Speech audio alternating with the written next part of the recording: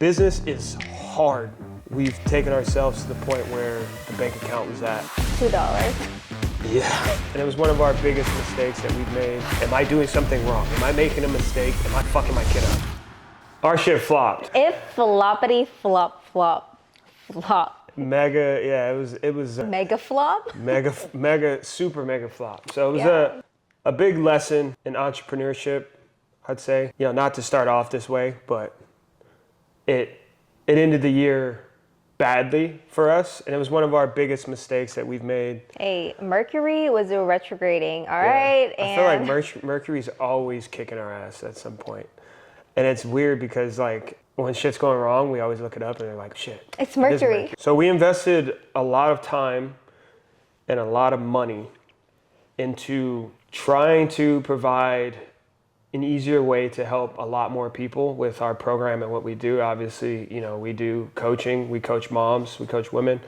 But the route we tried to go is we tried to launch an ebook, and we paid a lot of money to get people to help us with designs and building the website. The back end. Which I ended up doing myself. Yeah. We spent a lot of money on getting people to help us design the ebook, which we ended up doing ourselves. Yeah, thousands of money. Thousands and thousands of dollars that ended up going down the drain just because, you know, we came down to launch week when we were going to make it available to everybody, and shit just went sideways. Like, it was a shit show. The very last week, it was like, wait, what? You can't do what? And then it was like, oh shit. All right, I got to go in, I got to make all this stuff. And I ended up having to make the entire thing myself, basically. Yeah. So we wasted a ton of money, and because obviously, you know, there's no refund for things like that. But that wasn't even the biggest part of the failure. No, so day of the launch, like he had high expectations for it.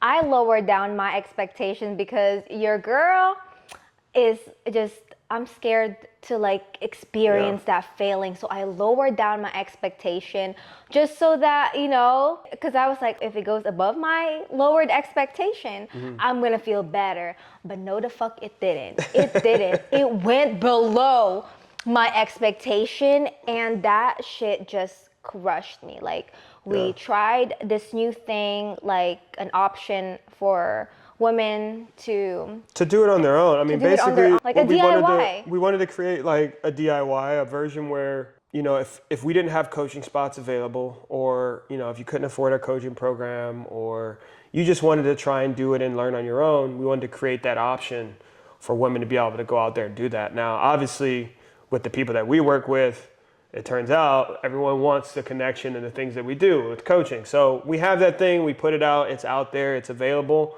But it really made us look ourselves in the mirror and be like, okay, so what is going to allow us to provide the most impact? And the overwhelming answer was, we need to be coaching them one-on-one and continue to keep going that route. Yeah. And we still have the guide available for those who want to go do it on their own. But I think the biggest lesson in entrepreneurship that we learned was, number one, you can't trust other people to go out and build the thing that you want to build. I think in our minds, we've made multiple of those type of mistakes where you hire somebody to do a job and then they don't do it. And at the end of the day, you know, for them, it's a paycheck, right? They collect money from you.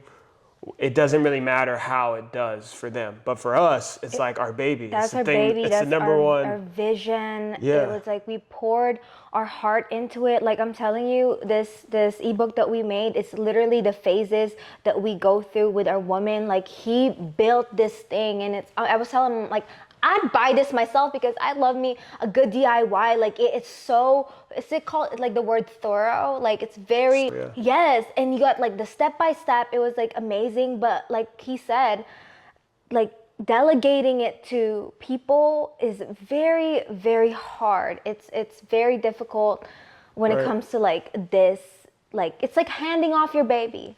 Right. And I think another mistake that happened is us just, well, not say us, but me as the CEO, just making a bad financial decision, I would say, because I get super optimistic about what's going to work, what's not going to work. And, you know, obviously I made the investment because I thought it was going to work. And then when it doesn't work, it ends up screwing everything else up on the other side. So I think, you know, coming into January, it put us in a situation where it was like, damn, we got to let some people go. Yeah, we were like, we was drowning. We was Yeah. drowning, and I was so stressed. That's why, like, a lot of people be thinking like shit is sweet Yeah. over here, but it's not. Like, there's times like throughout these years in our business where I'm like talking to myself in the mirror. I'm like, am I built for this? Like, am I built for this? But the thing is, I fucking love helping women. It's like a different feeling when you're talking to these women, changing their lives and seeing the impact that you're making. Like, I love that. But the thing is, it's so much work that goes in the back end. It's like not as easy as what people make it seem like it is. Like, it's a lot. It's just a lot. I think if you're thinking about starting a business or for entrepreneurship, I feel like on social media, there's so much of a, you know, make 10K a month, or, you know, it's easy. You just go out and do this, you do that. But I think what they don't really talk about is how hard it is. Like, business is hard. Like, I think about like playing ball. Like, for me, that was like the hardest thing in my life, just playing ball and trying to make a team. But with that, there's always the like built-in, I won't even call it an excuse, but just like, it's not always in your control. Like, if they don't have the need for the position, or, you know, they just don't have the cap space, or there's a million different things that can go that where you don't get the opportunity in football. But in entrepreneurship, like, it's all on you 100%. And it's not just the idea. It's all the back end stuff, all the admin work, all the, you know, pricing and sales and marketing, and it's literally every single thing. And it stretches your mind to this point where you're like, damn, I forgot to do this, or I forgot to do that. And it's tough.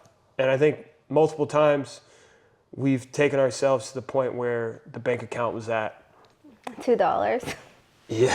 From the outside looking in, it's like, you know, you guys are crushing it. Yeah. The content's great. You guys are making an impact and doing all these things. But it's like, well, like, what are we giving up to make it happen, right? I mean, I think for us, the biggest thing has always been like the mission of helping as many, you know, women as we can, and helping as many people as we can.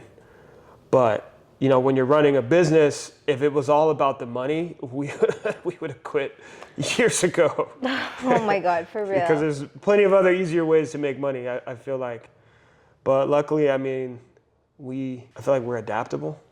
We grew up. Hey, I am never giving up, because I told Khalil, like, he sat me down. I'm like, do you really want to do this thing? And I sat down and I'm like, I love helping women. Right. And I'm really passionate about that. And that's why I'm still here. You think I'm going to give up? No. $2 in our bank account. Am I stopping what I'm doing? No. That's why I was like talking about in my stories earlier. It's like so many people are so afraid to start something. So many people are afraid to start something, like, because they're afraid to fail. Right. But so what if you fail? Right? So what if you fail? But what if you succeed? What if you fucking thrive and you just blow up? Like, if I didn't start Instagram, like when I did, like how many years ago? Like 10 years ago, I wouldn't be where I'm at now. There were so many people talking shit about me, like posting my photos and stuff, saying I was like an attention whore. If I let that stop me from posting, I wouldn't be here. Like, if I was scared to just like do the thing that I wanted to do, I wouldn't be here right now. Yeah, I mean, I feel like failure stops a lot of people from just growing in general. I think, you know, even if it's, whether it's weight loss or it's business or it's, you know, you want to, you know, do social media, like you're saying, all these different things, when that failure word comes up, it's like, you know, I don't want to be let down. I don't want to put in all this effort just like we just did and get punched in the mouth, get smacked in the face. It's the worst feeling. It is, but it isn't. For me, I feel like when failure happens, it gives you a good opportunity to look at yourself in the mirror, step back and see, you know, what exactly went wrong. And it gives you an opportunity to fix it. If it's weight loss, it's like, okay, well, what was I doing that caused me to gain weight? What was I doing where the results didn't stick? If it's business, it's like, okay, well, what weren't the people liking? Yeah. You know, what could we have done better? Who could we have hired differently? There's a lot of different things that comes with failure. But I think the point is, if you're so scared of failure that you never start, that's the failure. Yeah. Because now it's a guaranteed fact that you're not going to get to where you want to go. You're just stagnant. You're not moving Right. towards anything, towards your goal. Right. Even if you have a 5% chance, if you have a 5% chance of getting exactly what you want out of life, why would you not take that chance? Because the chances on the other side is 0%. You're not going to get there. You're not going to take that step forward. You're not going to get any of the things you want unless you take that step forward. And if you fail, guess what? You know exactly what doesn't work now. So you can do something different and make it better and give yourself a better percentage chance of making it work. So I think throughout my life, failure has been like best friend of mine. Like I've become very familiar with failure and what that looks like. I love that. I'm like the complete opposite. Yeah. I have learned so much though, like being in business, but it's still like, it's always still in the back of my head. I'm fucking terrified. But the thing is, like, if you aren't scared of your goals and your dreams, then they're not fucking big enough. Like, Right. They're not big enough. Your dreams are not big enough if it doesn't scare you. Right. I mean, I think I think Les Brown said it one time. It's like, if your dream is so small that you're guaranteed to hit it, like that's a failure. Like if you're not shooting for the stars, it's guaranteed you're never gonna, reach the moon. Basically, it's like if you're so busy trying to protect your ego because you want to, aim super small and you want to, make, I guess small accomplishable goals are good, but there should be an overall vision for where you want to be, or else you're just accepting being mediocre. Right. For me, mediocre is not gonna, I can't deal with mediocre. So one of our biggest strengths is adaptability, and I think it's how we both grew up. I grew up in poverty, and for me, like growing up in the hood, I was always didn't feel like we had much just because of the fact that I was exposed to people who did. Like my uncles are rich, my aunt, she has money now, she didn't back then. But whenever I went to my uncle's house, it was just like, damn, like you got guys a house with a pool, you got a mansion. You got like 100-foot Christmas tree, kids got all these gifts, like they're complaining if they don't, fly first class, like they had money. But then going to school, like once I got out of elementary school, I'm going to middle school, and Kev's friends, my brother's friends, they got money. So I'm seeing the big houses and all those things. So for me, it was always like poverty felt like I see all these things, I see the big houses, and then I come back to mine. And then the goal was always to get myself to that point. So I was always pushed by that. But I never knew we was poor. I thought we was Right. rich. Oh my goodness, I thought we was rich. My parents had never ever made us feel that we were less than. Like my whole family just made us feel so fucking rich. And like I brought him to the Philippines 2018. Man. And I showed him where we lived. We're gonna go again this year, and Yeah. I'm gonna show you where I grew up in the Philippines. And he was like, damn, this Like is... I thought we had it bad. I was like, damn, y'all got like, this is literally shacks and like... And it's like metal. It's like wood. 1,000 people in one small spot. Like it was very, very eye-opening what real like third world looks like versus what we call like I took her to like Inglewood back where I grew up. I thought it was beautiful. She was like, damn, y'all got Inglewood. nice houses and y'all got this. I was like, wow.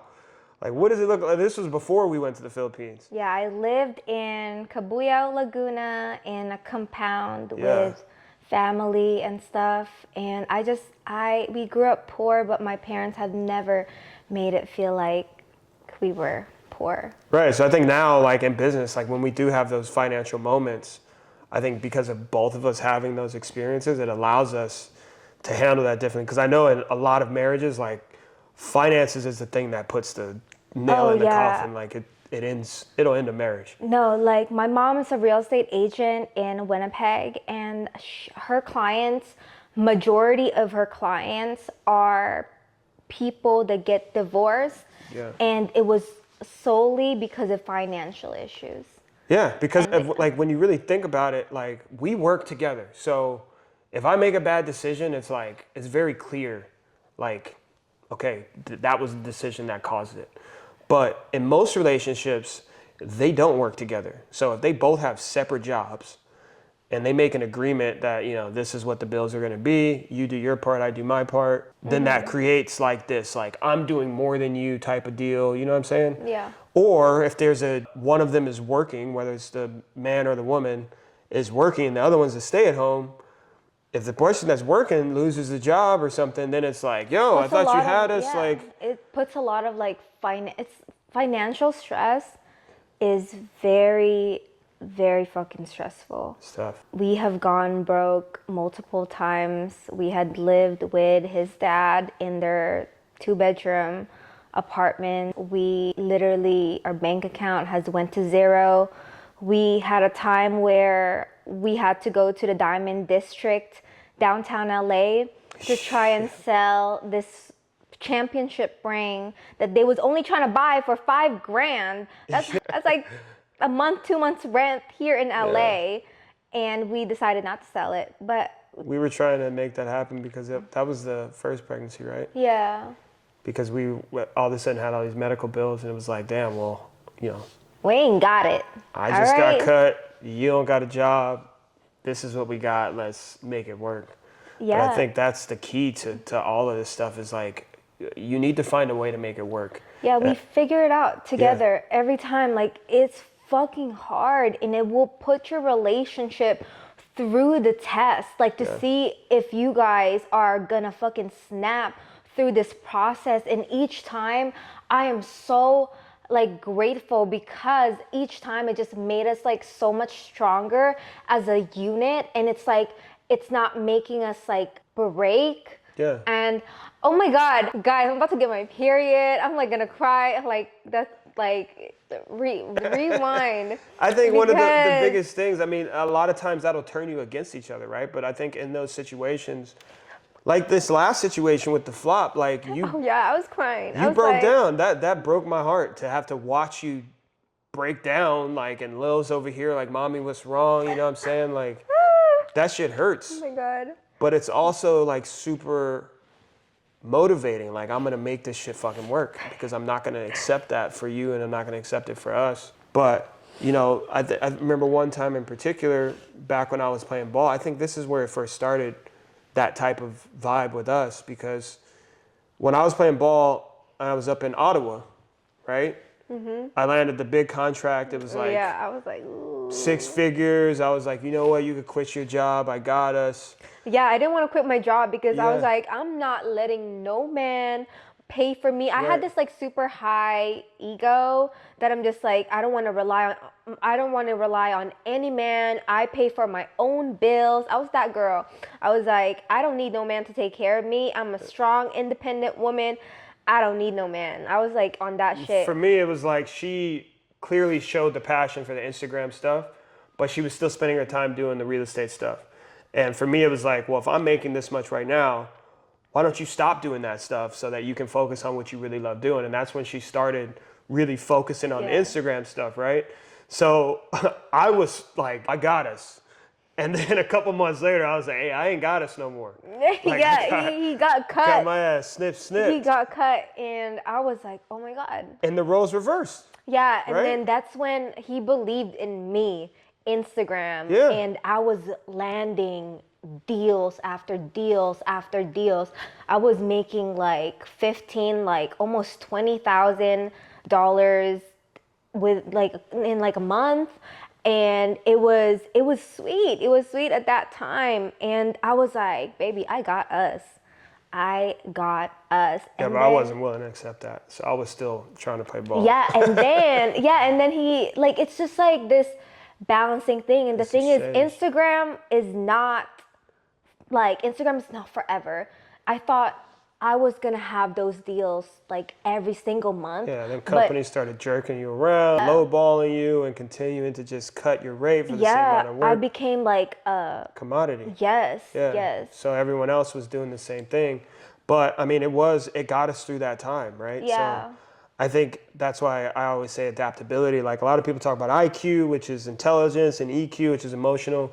I like to look at the AQ, which is the adaptability. Like how well can you adapt when shit gets hard? This shit's hard though. Like, to be honest with you, I'm Yeah. just like telling him, I'm like, It is hard, but "Oh, what do I always say to you when something hard happens? What are you gonna do about it? oh my God. That's very, very simple. What are you gonna do about it? Because whether it's finances, business, if it's your relationship, if it's your kids, if it's your weight, if it's your health, whatever it is, it may not be your fault, but it's always your responsibility. So the question I always ask myself, I always ask her whenever shit goes sideways, I don't care how emotional you are about it. I don't care whatever it is. What are you gonna do about it? How are we gonna get past this? Because I don't like to think of the problem, I like to think of the solution. And at the end of the day, you always need to think about what can I do to move past this? Not just accept this for myself and accept whatever the failure is. Yeah, it's such a difficult conversation. It's very, especially hearing that from your man. I'm just like, just want to tell him. She gets hot. It's Like, so I'm bad. fucking emotional over here and you're telling me what the fuck am I gonna do about it? And then that shit lights up a fire in me. And then the next day, I would like feel a type of way after him saying that to me. And then the next day I'd be like, you know what? What the fuck am I gonna do about it? Right. I will fight for my life. I will take my power. I will execute. And then that shit just fires this like fire inside of me, and that's when I go. That's when I go. Yeah, I And think, keep and I pushing. think a lot of I mean, at least with my friends and some of your friends, I think a big problem in relationships is being afraid of conflict, being afraid of confrontation. Oh, I don't like confrontation. You don't, baby. but I don't. always force us to be there whenever I know there's a you problem. always do. He's a very good communicator. I really appreciate that because I am working on being a really good communicator. Right. And I think just being able to face the confrontation, it puts it all on the table, right? We're not hiding anything at that No. point, but we are putting the problem out there so that we know what we have to deal with. And that's my biggest thing. That's why I always, whether it's a client, whether it's you, whether it's my mom, my sister, whoever it is, what are you going to do about it is, I think, the biggest and most powerful question whenever you're facing those type of situations. Yeah. Even if you're in tears, like you might not want to think about it right now, but if you really take that question in, like that's the only way out, right? Yeah. So, and It's like, am I gonna sit here and cry for days? Or am I gonna cry for a little bit and then fucking... you gotta take action. Yeah. You gotta be about it. And I think, I think that's a really big area for people Yeah. is running away from that problem, like What? like the dishes. What about dishes? Well, if you didn't confront me on the dishes, it would never happen. Yeah. So it's like, Yeah, that's true. Hey, the dishes need to be washed, or Yeah, 'cause- when you need help, you gotta speak up. a lot of people would just be passive aggressive about that, and then it doesn't get taken care of. Oh my God. So my son the other day, honestly, for the last couple of days, he be having attitude been every morning. But Yeah, like an asshole. Like, I love that kid to death. Like, I love him so much, but damn, in the morning when he's tired, first thing in the morning, when he's hungry, that attitude. I was talking to him the other morning, and I was like, Lil, why do you have so much attitude? Like, why are you being so mean to your dad? Like, why are you acting like this towards him? What's wrong? And he was like, I'm tired, I'm sleepy. And then I told him, Lil, you can't be mean to somebody or give them attitude just because you're tired or you're having a hard time. And I was like, screw. I was like, that sounds like me. In my head, I was like, damn, that really hit me because I'm like that when I'm tired, when I'm hungry. I give him. yeah, I don't know why. I'm giving him attitude.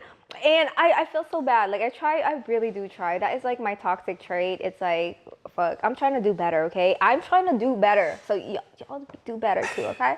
Y'all do better. But yeah, and I was like, how am I gonna tell my kid to not do something and expect him to not do it when I'm over here doing that exact same thing that I told him not to do? Like, how do I expect him to not do it when I'm right here with him all the time and he's just copying from the best example he could copy from, his mother? That's why I love having kids, because It's like looking at yourself. he like, really forces us to literally like look at yourself. Like he is literally yourself as a smaller version of you. And you get to see like where you're fucking up.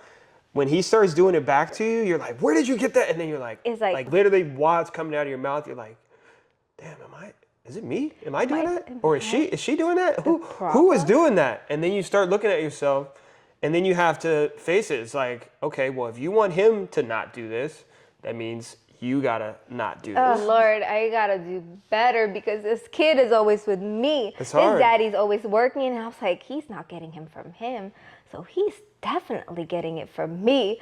And it's just like this mental click yesterday. And I really every day I'm working on myself, working on healing my inner self to be a better example for him, because like, what's that word? No matter how much you like it or not, whether you like it or not, Yeah. your kid looks up to you. Your actions, he's gonna do. Yeah. And You're the superhero. Yes. I was telling one of my friends this the other day, and he was like, yeah, I don't know if I want to have kids because I don't know if I'm going to be a good dad. And I was like, the fact that you even think that way means that you're going to be a good dad. Because that's always what we're facing. It's like, am I fucking my kid up? Am I doing something wrong? Am I making a mistake? And that thought alone forces you to change. Like, it forces you to make the changes that you need to make in order to see him take different actions. Yeah. Like with him, like how I am on him right now with his track, right? And taking him out there to run and do those things. That stuff I know the importance of that stuff. But it's like at the end of the day, like, I'm tired. I want to sit on the couch. I want to watch TV, but I know how this is going to pay off for him, and he loves to go do it. Oh my God, he's the one that asked for it. Right. He's like, let's go run, Daddy. Let's go run. So I'm like, fuck it, man. Let's go run. Let's go do it. Like, I don't care how tired I am at that moment. But it forces me to get up off the couch, and it forces me to get out there and coach him. And then even still, like, we took him to this other track coach where, I loved how it was going in the very beginning because they were pushing him. He was around other kids. He was competing at all those things. We were driving an hour there and an hour more there. back because it's in traffic. But then after going to a few practices, I was like, wait a minute. I know way more than this guy. Like, I was a professional athlete myself. Like, I know how to train my son.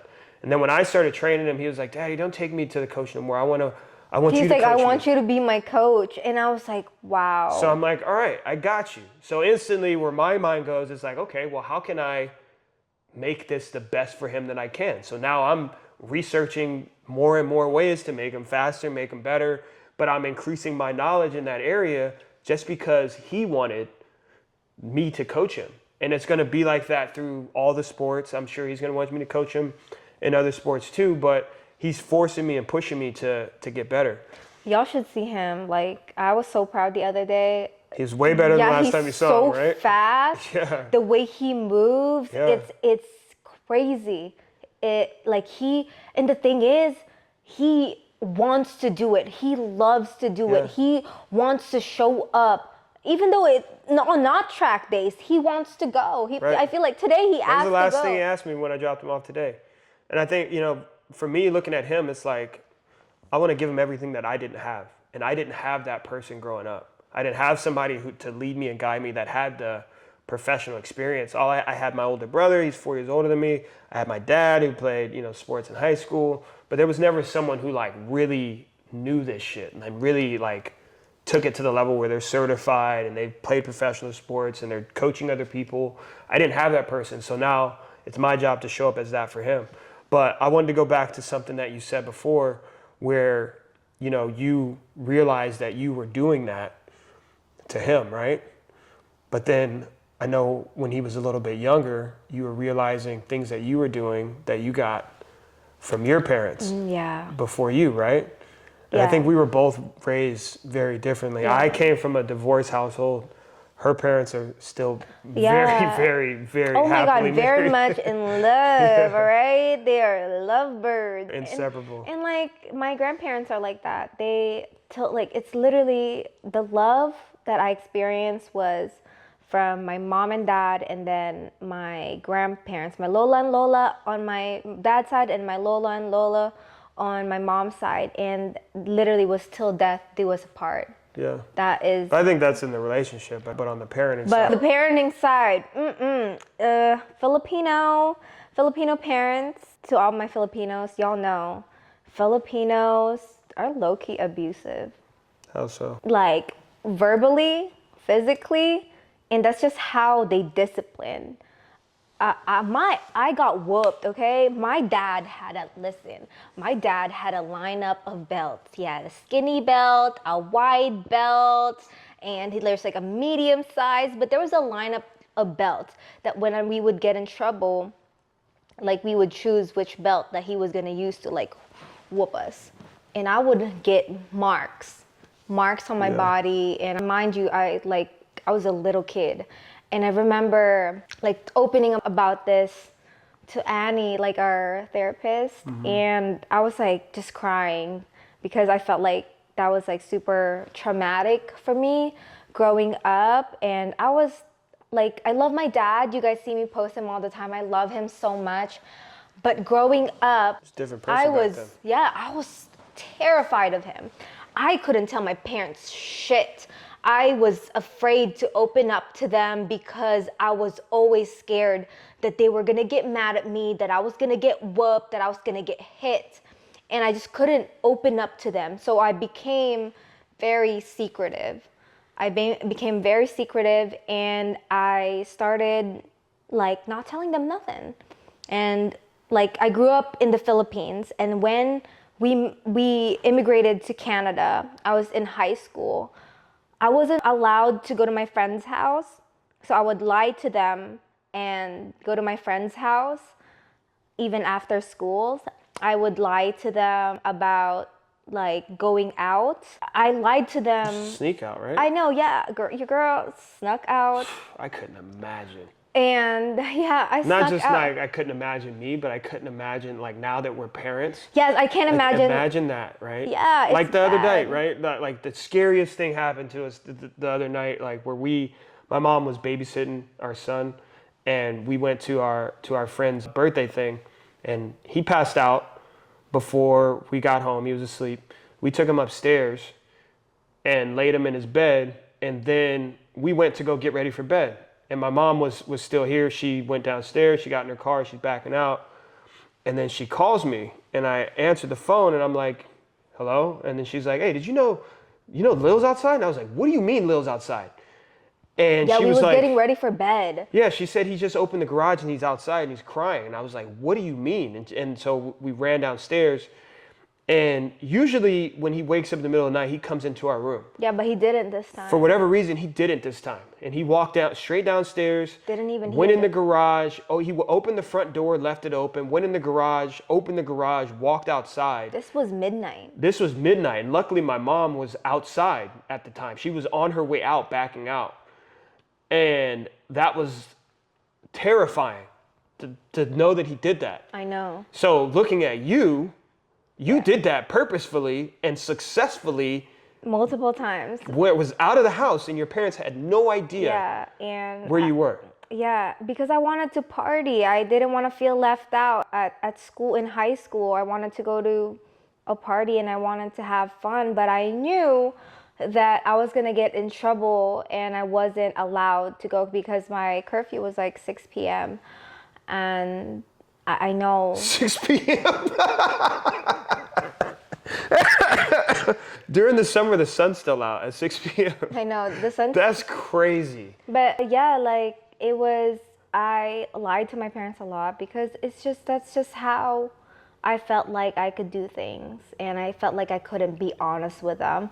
Yeah. But the thing is now, as a parent, I want to build that trust with Lil. I want him to come to us first. So that's It's how like- I was with my dad. So with the way I grew up, my parents got divorced. They were always arguing and fighting like our whole lives, but they finally pulled the trigger and got divorced when I was in 8th grade. So then going into high school, like my mom moved back down to Inglewood. My dad still lived in the valley. My school's in the valley. I stayed with my dad all throughout high school. So the relationship that we had built was exactly the opposite. It was like it was kind of like a big brother type of relationship. Like no matter what it was, whether it was girls or I got in trouble at school or it was football or whatever it was, I always knew that I could go to him and just be honest about it. I didn't feel like I needed to lie. Even no matter how big of trouble I might have been in, I could have just beat somebody's ass. And I'm like, yo, like, this is exactly what happened. Like, I'm not going to tell you it didn't. Like, he started it, we did this, and that's what it was. Or if I was about to get suspended, like, I would come home and, like, immediately and be like, hey, like, this is what happened. They're going to suspend me for X, Y, and Z. And his policy was, as long as you tell me the truth, then I got your back.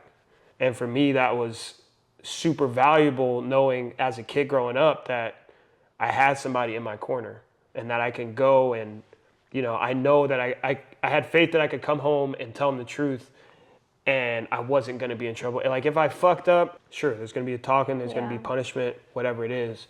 But he's not going to like turn on me like I've seen some parents do, where they go in the office and they're like screaming at the kid. Like anytime we were in the office, he was like talking to them like, no, he said this and this is what it is. So he had my back in that sense.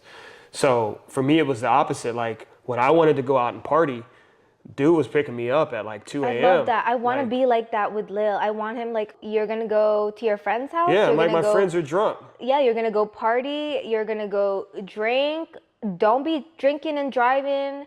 We're going to pick you up. Let us know. I don't care if it's at 3 o'clock in the morning. We're picking you up. Because Ubers didn't exist and stuff back then. Even with a kid, like you wouldn't send him on Uber Oh, anyway. no. But those things didn't exist. So he was picking me up. He would drop me off. I love that.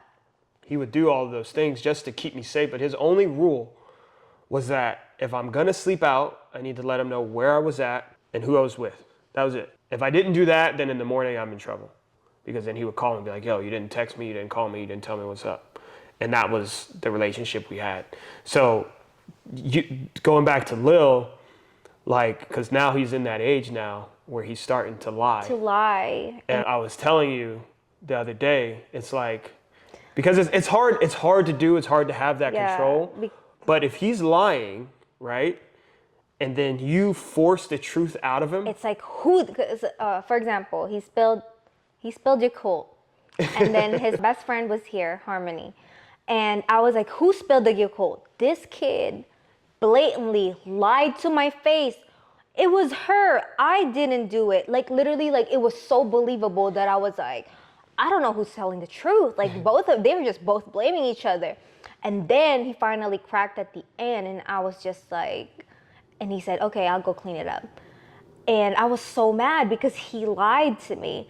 And I just want him to tell me the truth. But then there's times in the past where I would force him to tell me the truth. I'm like, what happened? Like, what did you do? Yeah. And it just reminded me of like how I was parented and how I was giving that to Lil. And then he made me realize something. And he was like, if your mom or your dad were to come at you this certain way, you wouldn't want to open up to them. Right. And I was like, you're right. And you want Lil to open up to you, right? And I was like, yeah, I want Lil to open up to me. And then he was like, then you can't go about it like this to him.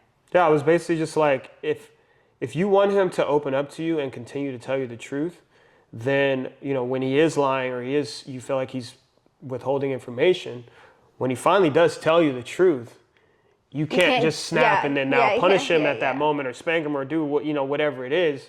Because now all he's going to know is that when I tell the truth, this is what I get. So I'm just not going to tell the truth anymore. Yeah. I can just keep the lie and I can sit on the lie. And then if you believe me, you believe me. If you don't, you don't. Yeah. But at least I know like the chances are I'm not going to get in trouble. Yeah. When I called you the other day, you asked me, you were like, Did you explain to him that you're not mad that he spilled the drink? You're mad because he lied. Yeah. So I had to explain to Lil, like, mommy wasn't mad that you spilled the drink. The only reason why mommy got frustrated is that you didn't tell me the truth. If you would have told me the truth, mommy wouldn't have gotten mad. And I need to keep my word on that. But That's a tough one. It's really tough. If you don't got kids, like, you won't even know until they're like, because it's just like, you just 4 years. I Really, just cleaned the house. but sometimes the lie is just so obvious too, and you can see, and sometimes it's hilarious. Yeah. Because he's like trying to lie, and it's like, and he has bro, a smiling face on. like the other day, we got In-N-Out, and he was bringing the drinks upstairs, and we had my nephew here, Donati, and so Lil took the drink upstairs. Donati's downstairs with me, and then Lil spills the drink, and I'm downstairs. I'm like, what happened? And he's like, Donati spilled the drink, and I was like, no, he didn't. Donati's down here with me. He was like, it wasn't me. And I was like, bro, like what? Like, why are you lying? Blatantly obvious. But I mean, yeah, kids try and get super manipulative like that. Yeah, and sneaky. And the thing is, like, I was like that. I was sneaky and I lied.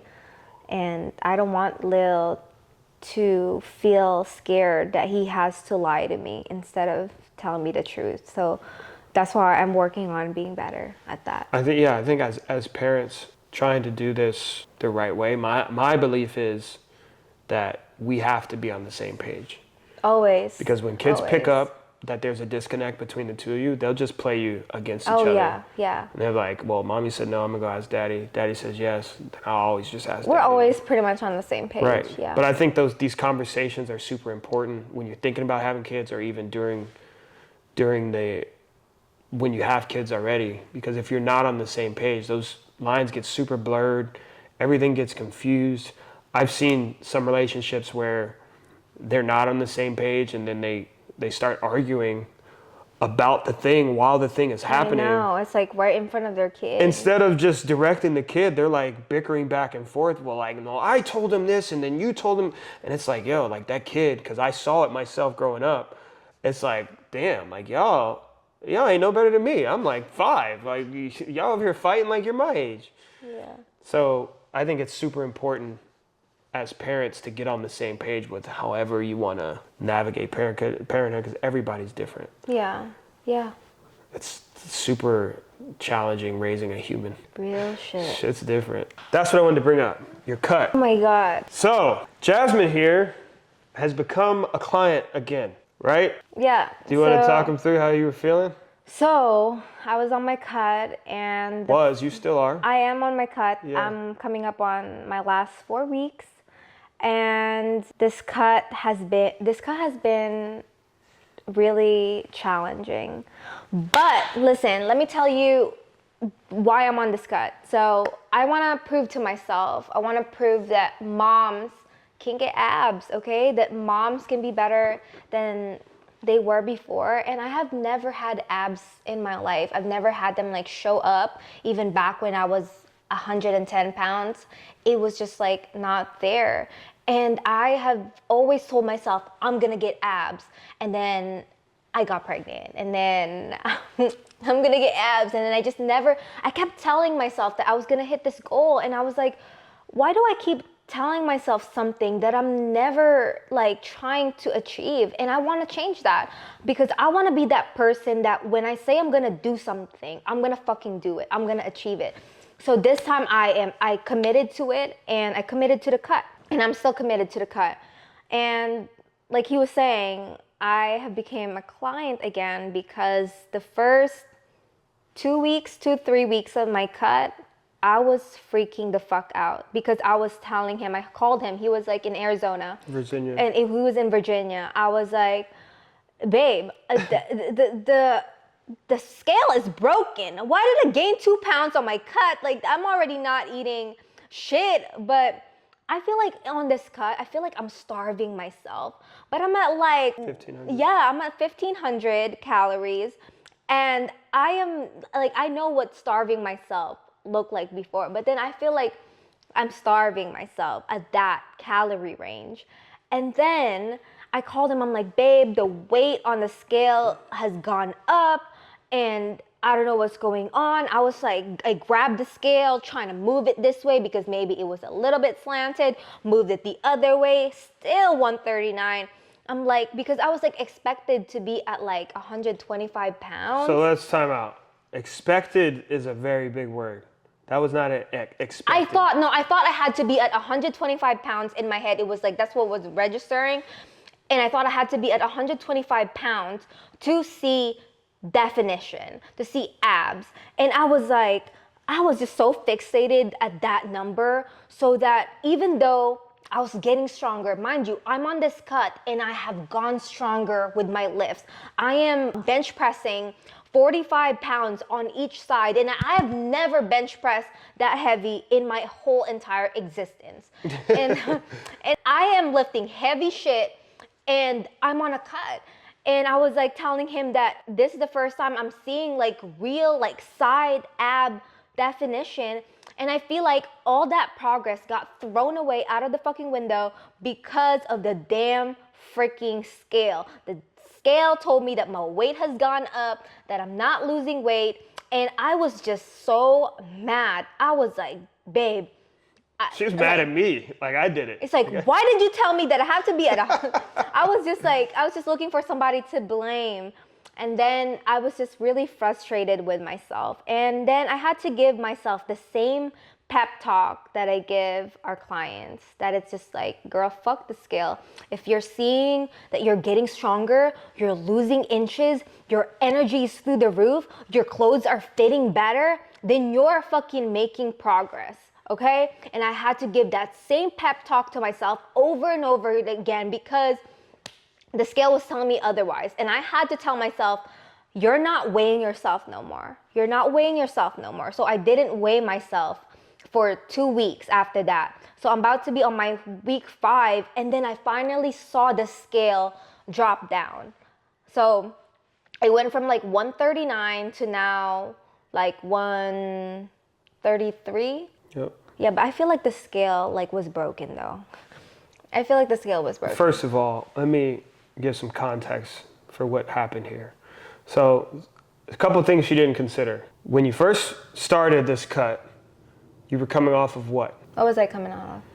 Your surgery that you had. You hadn't yeah. fully gained that muscle back, right? Because you were off for 2 months straight without doing anything, right? Number 2, during that time, you didn't really have a maintenance. You were just eating whatever the hell you wanted.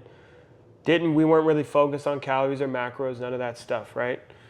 So those two things combined, what she's experiencing right now is called body recomp. Because of the fact that she was on such a big break, and now she's actually lifting and pushing her body again, her body's getting stronger and putting on muscle. So it's something that I always focused on when I went into a cut, or when I was choosing to, mine was always going into a cut because I never focused on the weight loss part of it. But my goal was always to get as lean as possible at the highest body weight. That was like my goal. It was like, I want to see abs at this weight, higher weight. So for her, that's kind of what I had to tell her. It's like, okay, look, when we first came into this, my guess was that we had to be at 125 because we were at 140 at the time. So my guess was that we would have to be at 125.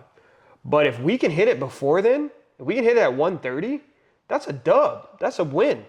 That means that we built muscle and we maintained all of our muscle while we got to see the progress. Everyone's so hell-bent on the weight loss part of it. But when you go into a cut, the goal is to just get lean.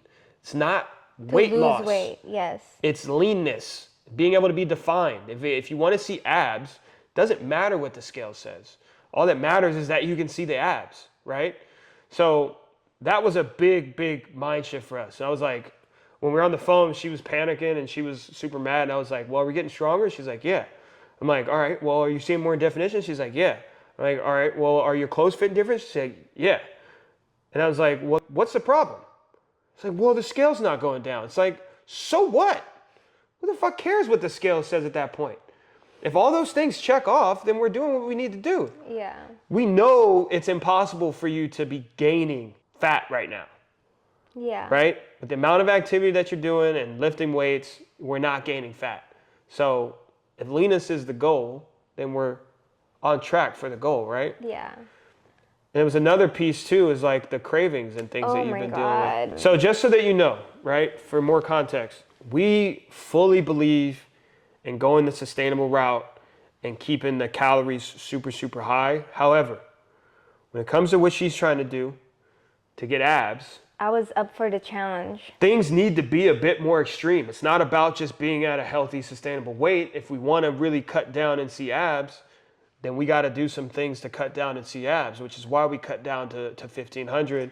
She feels like she's starving. Yeah. But if this is what you want, this is what you got to deal with. Yeah, and I wanted to prove to myself that you got discipline, baby. Yeah. You got this. Like I want to be able to tell myself, like, hey, you did that. Right. You have discipline. You reach your goal. Like you are that girl.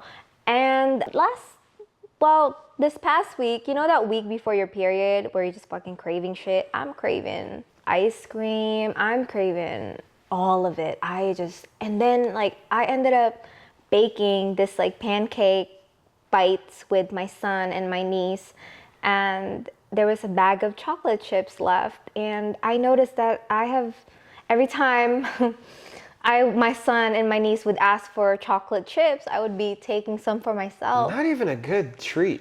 It's so good. I love me some chocolate chips. Like it's so good.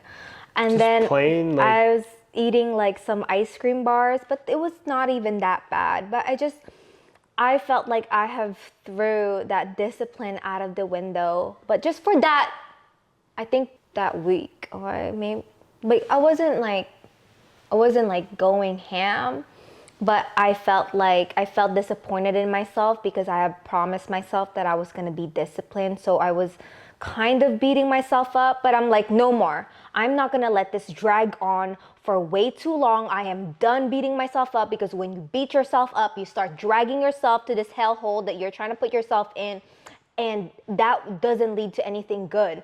So I was like, I'm done beating myself up. What I'm going to do is move forward, because we have a fucking goal to achieve. And I am not stopping till I hit that goal that I'm trying to achieve. And I just wanted to prove myself that I can do it. So I had a rough week, and I'm not beating myself up anymore. And I'm going to keep moving forward. This is coming from someone who's experienced, who's done this a bunch of times. I feel like for a lot of the people that are watching and people out there, you guys take this on with no experience, and you feel all the things that you just said, focusing on the scale, battling the cravings, beating yourself up, like all of these things. If you're not equipped and prepared for that, it turns ugly super, super quick. Yeah, because all of a sudden you feel like you're this failure. But the thing is, there's no, like, even though when I hit my goal, that doesn't mean I'm going to stop there. I'm going to keep going. But for some people it does. Yeah. A lot of people just have this end goal that they have in mind. And once they reach that goal, they stop working out. They start going back to eating like shit. The thing is,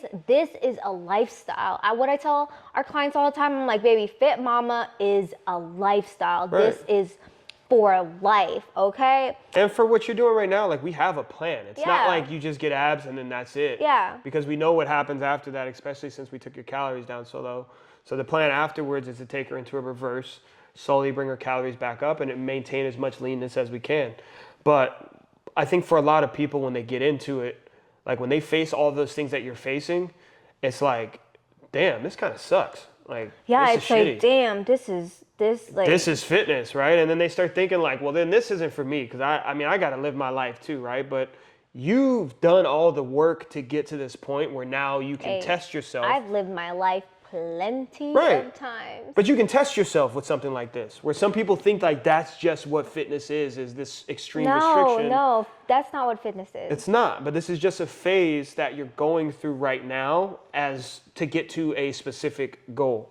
So that's my main point.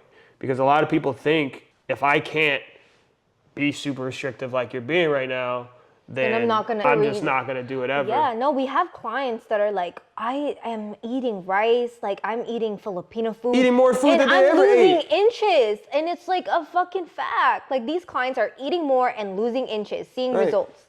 But they're like if you're thinking of like karate, they're like a white belt, right? Versus you, I would say where you're at right now, you're probably like You're not a black belt, that's for No. sure.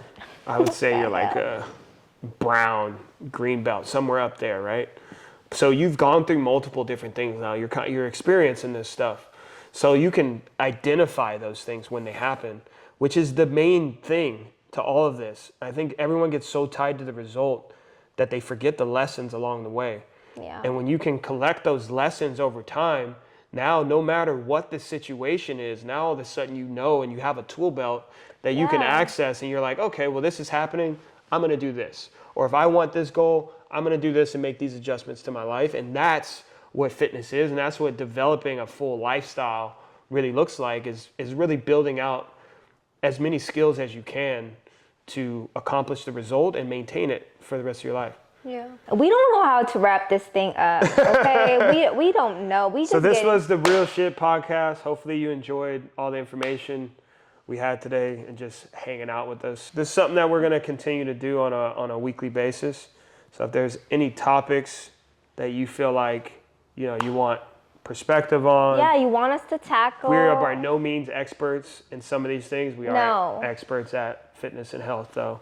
Definitely not experts at parenting. We've only been doing it for 4 years. For 4 years, but we're here to share our experience and what we found that's successful. Maybe it works for you, maybe it doesn't. Yeah. But leave the comments down below. Let us know, and if it fits, if we know something about it, we'll for sure share it.